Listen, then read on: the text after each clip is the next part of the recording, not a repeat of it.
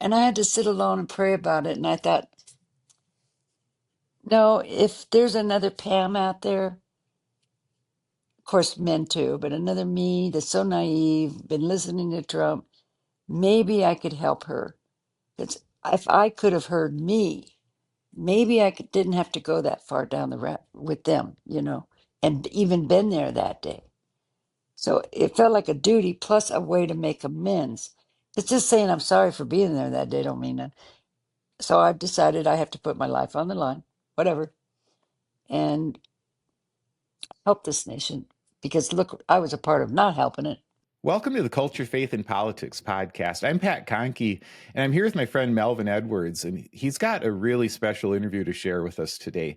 And I'm serious when I tell you that I got choked up a few times listening to this. So if you've been around here for a while, you'll know Mel from other talks that we've done here. And he's the host of his own podcast, Stories from Real Life. And you can find that on YouTube. You can find it wherever you get your podcasts, Stories from Real Life, Melvin Edwards. And he's also going to be contributing, I hope, to this channel some more in the coming months. So he's got a really special treat for us today. So why don't you tell us what you've got for us, Mel? Okay. Again, Pat, it's good to see you again. Long time no see. Yeah.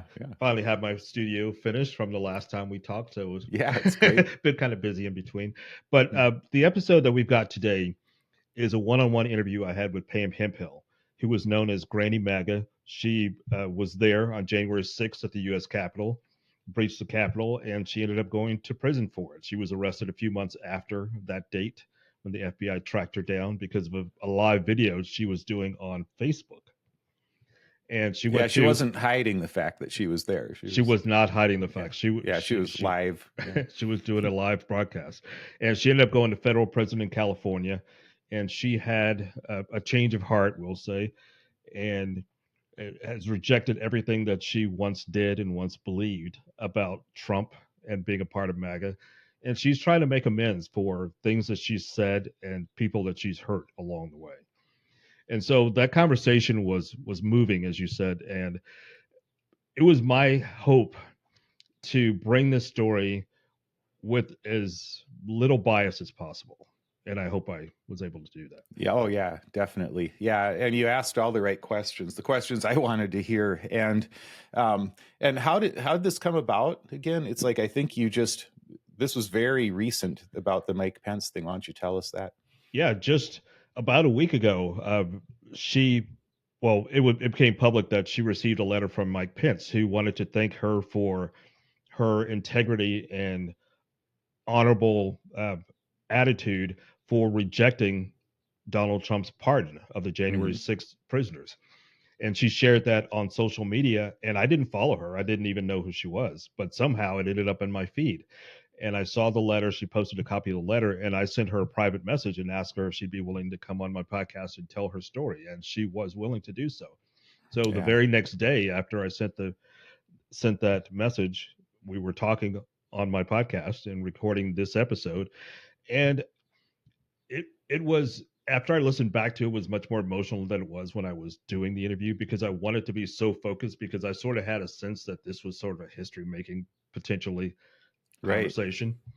There were only, from my research, I only found one other person in the history of this country who had ever rejected a presidential pardon. Yeah. And that was back in 1833. Yeah, I followed up on that when I heard you say that. And there was apparently one other guy, like many years later, very different deal. And you'll talk in the interview, you explain that first one, which was pretty powerful. And then I think there's been one other January 6th guy now who rejected a pardon also. And I haven't followed that one up, but it's yeah. So 4 people ever in the history of the United States have done this. Yeah, and Pam Hemphill was one of them, and her leadership in this effort may cause other people to eventually recant what they did and acknowledge what they did and admit the damage that was created. It was a problematic day for a lot of different reasons. Yeah, and I was just so impressed with her, with what she had to say, and with, like you said, the way she's trying to make amends. And And so it's, yeah. So I'm just looking forward to our listeners getting to hear this. So it's a big deal. So, all right. Well, So with that, here we go. Here's this interview that Mel did. So thanks for listening. Pam Hemphill, thank you for joining me today. Thank you for inviting me. I appreciate it. So I'm curious, what changed for you in 2020? You didn't seem to be radicalized before that. You even voted for Barack Obama in 2008, though you voted for Trump in 2016 and 2020. What happened in 2020? Well, it actually happened a few years before that. I had retired as an alcohol and drug counselor and had ran into a group called the MAGA Girls.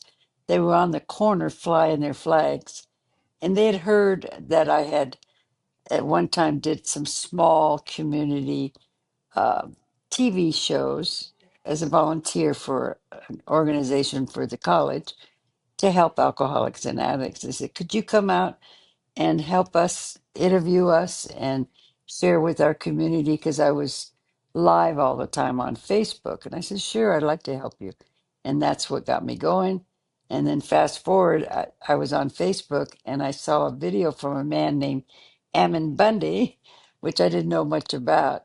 And a lot of you people may know him, may not, but he was a far right militia group that stood up to the government with ARs. And so that got me going.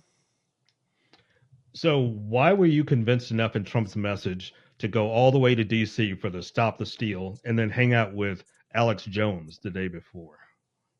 Well, I didn't hang out. I tried to get there to hear him speak, but Okay. I never met him or hung out with him. But see, what they do is they do hijack your brain, starting with the Democrats want to turn this into a communist country. Now, I have no, I'm educated in alcohol and drug studies. I stay away from news and politics. I don't remember half of what I learned about history. I have no business in this field of politics. But when I learned that, hanging around with the far right and all the propaganda they were putting out, I said, "Oh my God, I don't know anything about Democrats, but yet I'm listening to them." And I didn't realize, today I know, there was a huge disinformation war going on. And they gaslight you if you ask them any questions like, "Well, where do I look and who do I listen to about the election being stolen?" Pen, there's nobody to really believe right now. So, they shut you down real quick. So it Wow. started for about 2 years before 2020. Okay. So in the weeks before January 6, 2021, you underwent breast cancer surgery. So how did you use that as an excuse when you encountered the police at the Capitol? I know that was in my comment in my court records. Well, I disagree with that. I didn't use it. Okay, just imagine right now you have how many stitches? 20? And there's a crowd that's going crazy. They push you down. They stepped on my head. They cut my knee, pulled out my shoulder, broke my glasses. I was not breathing. The officers pulled me up behind them. So you would be afraid too, because see, you go there believing it's a peaceful protest. Republicans leave the Capitol cleaner than when they left, right? You have no, my family sent me there. They would have never put me in harm's way. I'd never heard anything. People were saying I knew not to go because it was going to get violent. Well, I didn't know. I never heard anything like that. So that's number one. I really believed it would be safe to go. Just all the Trump rallies were safe. There was no reports of violence or anything going bad. And I thought, why would I need to be afraid of anybody harming me or my stitches getting harmed? All right. So how's your health now? How are you doing now? Well, I still undergo seeing a doctor whenever I'm scheduled to keep an eye on it because cancer, I think you have 5 years before you really know if you're out of the, deep waters or not. So I'm fine. Okay, that's good to hear. So when you were a part of that large gathering on the ellipse near the Capitol, did you feel like that was kind of a pep rally for something much bigger that was about to happen? No, I had no idea. I saw the crowd and how big it was. And again, because of stitches, I was afraid that because the crowd, you're going through a crowd, somebody could hit you with their elbow by accident. You know, it's just a crowd. And you know how crowds are. And I thought, I could get my stitches hit. I better not go in. And so I started walking around and asking people what's going on next. And because I thought I missed a speech, you know. And that's when people started saying that they heard that he's going up to the Capitol. And I thought, that's weird. Why is he going to the Capitol? He just had a talk. And I thought, well, that's great, though. Maybe he's meeting with some of the representatives up there. And I could be up there to videotape because I missed it. And I'm live on Facebook. My whole reasoning for being there, one, was to videotape. That's all I was doing for 2 years. They called me a citizen journalist, but I am not a journalist. I was just having fun capturing everything that's going on so my followers on Facebook could see what I'm doing and what's going on, you know. So that was my motive. Who wouldn't want to be right there in front of Trump talking, you know? So, do you regret recording yourself going into the Capitol? Because that seems to be ultimately how you were identified. No, I don't. Um, what happened, I didn't know the other side's going on it to start off with. I heard somebody say something about the writing on the other side, and I thought, what other side? That's not how naive I was about there being two sides. And thought, but you don't hear what's going on, and you heard a little bit. Somebody's writing over there. But I don't, but I know now when I saw the door open, there were people going in and out, that they were bringing them from the other side through my side. I know that now when I look at the videos. But at the time, I thought they were allowing people to come in. But because they tricked me the first time when they pushed the barriers, thinking that they were legally letting us in, I was going to make sure it's on video. There's two officers at the door. I'm going to get close enough to say, sir, is it legal for us to be coming in? Because why are they letting them come in and out anyway, right? But I wanted a proof. Well, I got shoved in. I got in, it's on my video, and I'm glad I was videotaping. And I said, not as an excuse, though, not as an excuse. I said, I got shoved in. I sat down, and I'm looking around and going, this is amazing. You're like it all. It's like, I don't explain it. When you first go inside that Capitol, it's so beautiful. There were officers inside there looking back, of course. I should have went to them and said, get me out of here. I got shoved in. But I stayed. They were taking everybody out, trying to get them out again.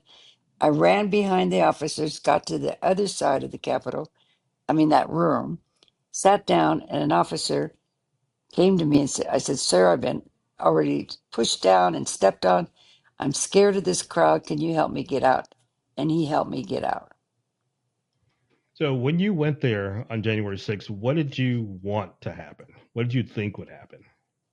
Well, you'll hear that a lot today when we're all screaming to come out for these protests that we need millions of people, right? That's what I had heard. And that's part of my comment that's all over the place. A congressperson had said, if there's 300 out there, I don't pay attention. But if there's 3,000, I might even come out and hear what you're saying. So I'm promoting that everybody show up. It's a war. And I know now not to use some of these words because it sounds like I'm talking about, and they have me holding a plastic toy gun, and that's another story. They use that picture because MAGA was taking pictures of me with toy guns to make it look funny because they know I'm against wearing ARs. But anyway, so it sounds like a war. Sounds like I got a gun, you know. It got all twisted and out of proportion. But it was to have enough people to stand up that the election had been stolen. Even though you're asking them, where's the evidence? Nobody has any, but you start to believe. Look at these are people with two PhDs that I knew. The lieutenant governor, senators that I had met here in Boise, Idaho. They're all saying it's been stolen. Giuliani, all these well-known people. They're not going to be lying to us. Now you know how you would feel if you believed all of their lies. But so you're going to stand up for your nation. All right, so you went back home to Boise, Idaho, and then something happened on August 3rd when the FBI showed up at your house. Tell me what happened then. Yeah, it was like about 6 months later. I had seen an attorney. I wanted to know if I should turn myself in. I did talk to the Boise Capitol Police to see what do I do. Am I on a list? Nobody could tell me anything. Um, I was worried. I thought, oh my God, because I didn't have intent, but I still broke the law. My therapist, I kept playing like a little victim with my therapist. He said, Miss Hemphill, you're still saying, well, you didn't push barriers, you wouldn't have done this, but you did. You are guilty. You're not a victim. And I left his office thinking, I'm never talking to him again. But he was right. I was a volunteer. I had a choice. No, Pam has to stay there videotaping. But that doesn't matter. Even if my tent was all good, the reality, I still broke the law. You know, So, in exchange for one guilty plea, prosecutors dropped 3 additional charges, and you went to federal prison in California for 60 days with 36 months of probation and a $500 restitution. Do you think that was a fair sentence? there is I don't know what it's called. There's like it's all legal recommendations for each sentence. I'm not a lawyer. I don't know how all this works, but they were within the guidelines. I don't know about fair or not. Again, I could sound like a victim, right? I have no criminal background. I'm a retired alcohol and drug counselor. I'm not a drug addict. I've been sober 45 years now. It was 42 at that time or 41. But why would they put me in prison? I think to send a message All right, that so how it was a different day. It's not just trespassing. You know what I'm saying? It mhm. was picketing and parading it, right? All Yeah. right, so how were you treated while you were in prison? Well, all prisons treat, you're never going to be treated. You're not going to like it. That's why they don't want you to like it. But there was a lady there, and I heard that Biden did pardon her. Her name, and you could look her up, Michelle West, a beautiful black Muslim lady. She saved my life. If it wasn't for her, I wouldn't have probably got out. And she said, I want you focusing on God and not these women. There were 95% cartel women that did not like Trump. And they had plans to put drugs in my room. If you're caught with drugs in your room, there's two of us. They put you both in solitary and you can get charges and be moved to another prison. It's a nightmare. You can get 4 more years added. Oh my God, I was so scared. But they listened to her. I think she protected me. Thank God for her. But it's prison. The worst food, you wouldn't give it to a starving dog. This prison was on the news though. And I know for a fact what happened. The warden went to prison for having relationships with the girls. And there was a big drug bust. And they are treated bad. They need help. I think it may have been closed. Don't quote me on that. It it had serious violations. And I always thought if I can get out and tell people, help those girls in there because it's pretty bad. I mean, that food is, you really wouldn't give it to a starving dog. It's that bad. Wow. But there's things about prison that should be bad, but they give you medical help. I mean, I saw a doctor 4 times, but prison's prison. So, what were the terms of your probation? Oh, it's the standard. You can't leave the state without permission. You can't have any possession of drugs. Can't own a gun. Can't hang around felons. Those are the basics. None of it mattered to me at all. I don't use drugs. I never owned a gun my whole life. And when I did need to leave the state, they gave me permission. Um, so probation to me didn't mean I could have a drug test every day. It wouldn't matter to me. I've been sober at that time, 40 some years. So it didn't interfere with me. I didn't like the idea of asking permission to leave the state. I mean, that you know how it is. You'd make a Mhm. plane and go, but I had very good probation officers. Okay. So before this chapter of your life, you had been a substance abuse counselor, as you mentioned. Did your prison transformation, if you would call it that, begin by reminding yourself that honesty with yourself was the first step to changing? Yeah, you know, when you're playing the victim, you know you're playing, but you get your little enablers around you. And being an alcoholic and a counselor working with these people, and my own personal experience, trying to deny that I was an alcoholic addict for years until I surrendered, I understand that protection because it's very hard to look at yourself and stop blaming other people. And it's your responsibility. Nobody's forcing you, twisting your hand to drink or use drugs. Nobody made you stay there on January 6th. Come on, own up to it. You know, you want to sleep at night and be right with God. I had to come to that place. But it's convenient, you know, to be a victim. And then you get everybody, all the Sixers come together. Yeah, look what the DOJ did to you, Pam, you know. So why did you reject the idea of a pardon long before it was even offered to you? Oh, I don't want to be a part of anything that Trump had to offer. His narrative is a outright 100% lie. The DOJ was not weaponized against Trump or the J6ers. These people have integrity. Somebody would have blown the whistle if they were doing that. They wouldn't have been weaponized against J6ers and Trump. If they were, it would have been found out, you know, but they're in a different reality world. They don't understand that the people that are working for the DOJ at that time, I don't know about now, have integrity. They don't want to, they got in that job to do their job and be honest and go after facts. If the person is a criminal and committed that crime, it's their duty to arrest you and nothing to do with they like you or not. That's high school, you know. So their thinking is it's really delusional. All right. So you're probably going to be in the history books going forward. Have you, because of rejecting a pardon? So have you ever heard of the Supreme Court case from 1833 called the United States versus Wilson?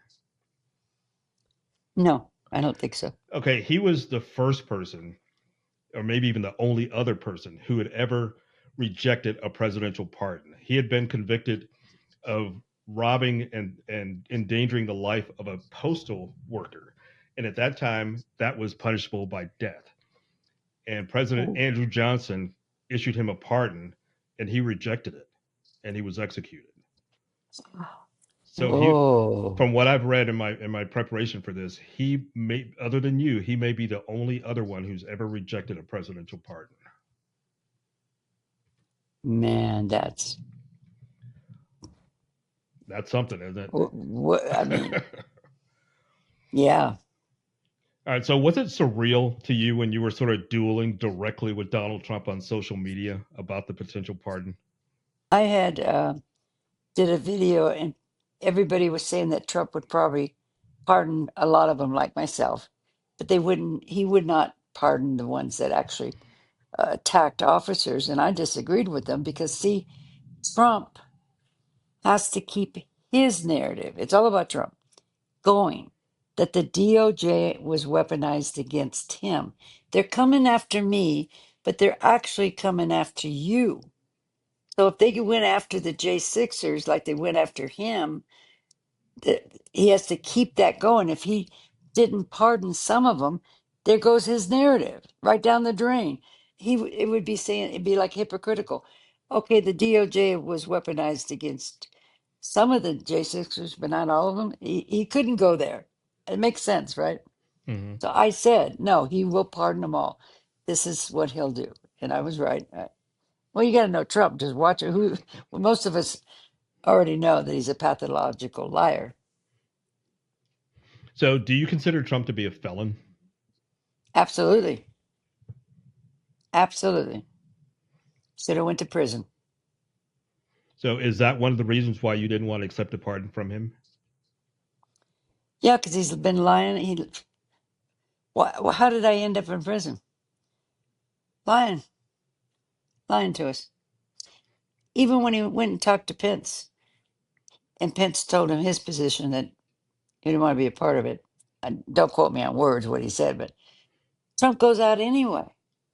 After everybody had told him the election wasn't stolen, all those around him. I've read this in, I think it's Heather Cox Richardson's book and some other books have shared this information. He goes out there anyway, and lies about the election being stolen, even though he knew it wasn't. Wow. So do you think any of those people at the Capitol on J6 deserved pardons? No, not one. Not one. Why is that? Because you had a choice. They try to use it. Oh, the FBI and informants were there. So the FBI whispered in my ear, right?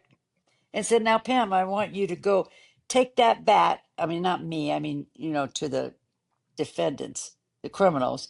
And I want you to hit an officer with it. Give me a break. I'm glad they were there. They were probably documenting. They could be witnesses later. I hope there was a lot of them there.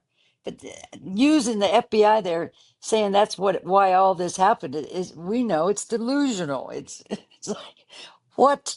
Come on, come up with something at least a little believable.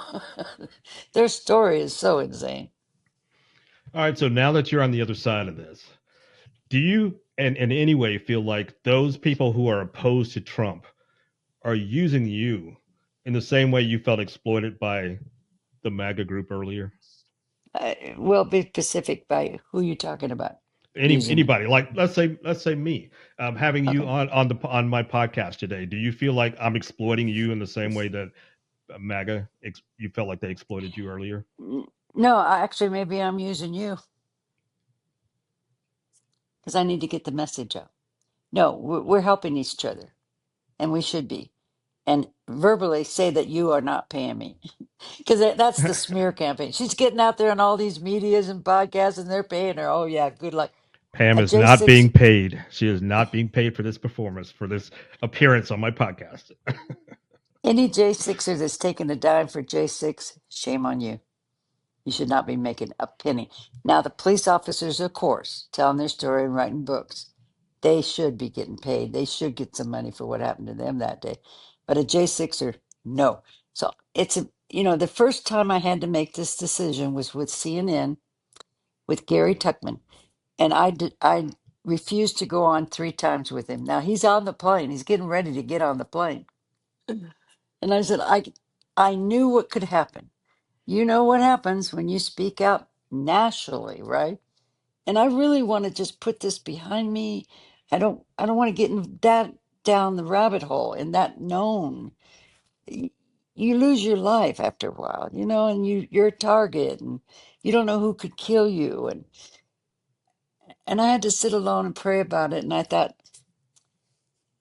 no, if there's another Pam out there, of course men too, but another me that's so naive, been listening to Trump, maybe I could help her. If I could have heard me, maybe didn't have to go that far down the route with them, and even been there that day. So it felt like a duty plus a way to make amends. It's just saying I'm sorry for being there that day don't mean that. So I've decided I have to put my life on the line, whatever, and help this nation. Because look, I was a part of not helping it. Now I want to be a part. So no, you guys are not using me, and I don't care. Keep using me. It's a good thing. Okay. So as you just referenced, I know you've gotten some death threats because of your change of heart about Trump. Are you afraid at all? No, I keep this higher power with me. He's right in front of me. He's right beside me. I have faith, and I do not like bullies. I had 4 brothers, so I had to learn how to fight back. But 4 brothers. No, I'm 72. I survived cancer. I survived my alcoholism. I have a faith in a higher power. I choose to call him God. I also call him Yeshua. Some call him Jesus. That I turn to help me and guide me in my life today. I always have. Maybe that's why he got me out of that mega cult. You know, through the help of other people, that you just keep trying to do the right thing, no matter what people say or do. I mean, wasn't it Rosa Parks? All she did, one little action, the right thing. I mean, that's all. Look what happened to her. You know, she saved people. She definitely started a movement. And your action by um, using your integrity to stand up for your principles was noticed by the former Vice President Mike Pence, and he sent you a letter recently. Do you feel like that was a final victory in your journey, or is that another Oh, step on your hold on, redemption Michael, tour? give me that letter. Excuse me, I wanted to show it to you. Say the question again, real quick. All right, do you feel like that letter is a sort of a final victory in your journey, or is that just another step in your redemption tour? When I first got it, of course, I turned to my boyfriend and said, "Oh my God." Because we thought it came in an envelope with his name. And you know how they send you, they're involved in a campaign or Mm-hmm. something and they're collecting money. And I thought, well, let me just see. Because if it is a good cause, maybe I'll donate. And I looked at this and oh my God, is this real? This isn't real. This is a joke. Somebody's trying to play with me, right? So, of course, my boyfriend's perfect at research and they've already verified it through their office. It is real. I start crying. Hmm. It's so hard to forgive yourself. You know that you've been fooled. You know that they hijacked your brain, but it doesn't matter. It's a difficult when you do really see that the things that you have done and the people you would hurt. Black Lives Matter, standing up against them, and it kills you inside. You know Hmm. what I mean? So this letter was helped me to forgive me for being so blinded and so not gullible, and for being there in that mindset for a while. Uh, I don't want that to be a part of my history that I was with MAGA, but it was. So it's not that it's over. It's actually helped me to say, I'm not done now. Now I can go on. Death threats, whatever you want to say about me, smear campaigns, go on, give me a break until I can hug those Capitol police officers. See that plaque get up in that Capitol. I'm not done. And you know what? What's happening right now, actually, I don't think will never be done till I die, because we have to save this nation right now. We're losing our democracy, and we all have to speak up. Doesn't matter. It's not Pam. You and me, and the other. We all have to be together on this to push back. We need each other so badly, and I know a lot of Democrats. I already have evidence. Never want to forgive me, and I totally understand that. I mean, God, I don't ever. You shouldn't, maybe, but we have to stand together right now and forget about forgiving me.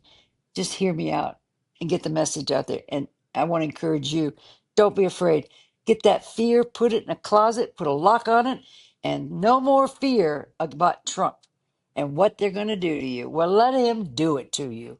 Because when you're on that train, like they were with Hitler, you're going to look out that window and say, I'm talking about you right now, right? What's your first name again? I forgot. Melvin. Mel, I should have listened to you. Help me. It's going to be too late. We have to get together now, and we have to be a voice and a lion. Not We don't help perpetrators by being a perpetrator. We want to bring us together. But at the same time, we're going to set healthy boundaries. You don't walk on us. You don't lie about us. You don't put out, false information. We'll confront you, and we're going to push back on you and your policies, Trump. You are not taking these immigrants the way you're taking them. It's very unhumane. You're not, all the things he's doing. We're going to, no, no. You know how a child wants to play with a little knife? You're taking that knife away from those children, and you're going to get strong. I really believe I shouldn't probably say this, but I think what we need to do is the black community is going to save our democracy. Hmm. And I've learned from them. Of course, my sponsor was a beautiful black woman. She saved my life in sobriety because you've had to go through more than we ever dream about. You know how to push back with dignity. Martin Luther King. We all need to read his books and really remember how that all happened and how what they went through more than we'll ever dream of, you know. So stop it. Get out there and push back. I know I hear, and you could help me with this, that the black community is afraid because they're such a target, but we need you. Well, I You're going really to save appreciate us. I really appreciate you saying that. I really appreciate it. It's a Thank you. fact. So I'm It's a fact. curious. These days, when you look at yourself in the mirror, what do you think? What do you see? I like to get rid of some of these wrinkles. That's shocking. I like who I see. I was 187 pounds. I mean, I ate when I was with Mega. I was hateful when I was with Mega. It was awful. I have more peace now because a lot of what I'm going through right now, I have these anxiety attacks sometimes, but for most part, I know I'm on the right side. I mean, I don't know how to explain it. It's like a joy feeling. And when I'm out there with you in these events, I'm pushing back and I know I'm doing the right thing. I'm not harming nobody. I'm not pushing back propaganda, saying propaganda. We're actually fighting for each other's lives, each other's democracy, and it's a good feeling. I even when I was with them, it always felt mean and evil. Mhm. I would argue with some of these people, and it's, oh, Pam, be quiet. Don't listen to that media. Don't read that book. They were always angry, and of course, if you challenge them, they really get angry at you. Oh, they could be very vicious at you. So you don't want to lose their approval because see, a lot of people in Mega have low self-worth and they're looking for approval. That has to do with their childhood abuse. And so Mhm. they're reliving all this. There's more to this that I could share right now, but it's important to not be, like a tribe. You don't want to be kicked out or you can't survive. They don't know what to do if they weren't with Mega. And if they kick them out, and then they got to go through all the smear that I've gone through. But it's worth it. It's worth it because you sleep at night, and I feel like I'm right with my higher power for most part. I mean, you fall and stand. You fall Mhm. what 8? You fall 8 times, stand up 7. You're not perfect. All right. It's So, a wonderful gift. It's a lot better than any money you could ever get. That peace of mind. so I'm Twitter friends with a couple of the Capitol Police who were injured on January 6th. What Oh, would you you like? are. What would you like to say to them? Oh, I wish I had my letter here right now. I wrote a letter to Congress, but